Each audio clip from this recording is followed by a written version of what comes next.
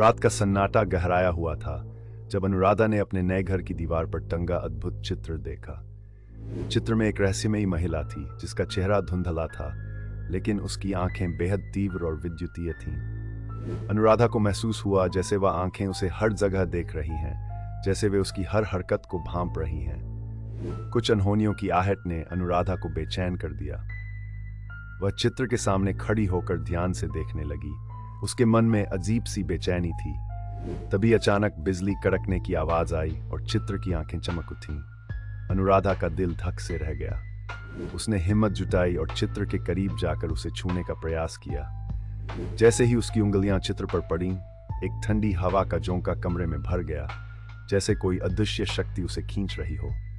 अनुराधा ने सहम कर पीछे हटना चाहा, लेकिन उसके पैर जमीन से चिपक गए। चित्र से निकलकर एक अदृश्य छाया ने उसे जकड़ लिया।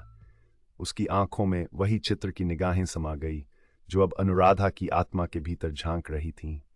अनुराधा को लगा जैसे वह किसी गहरे काले कुएं में गिर रही है और उसकी चीखें उसी में गुम हो गईं। अगले दिन सुबह पड़ोसी उसे ढूंढने आए। कमरे में केवल दीवार पर वही चित्र था, लेकिन अब चित्र की आंखें बदल चुकी थीं, मानो किसी और की कहानी कह रही हों, और अनुराधा की उपस्थिति अब केवल एक याद बनकर रह गई थी।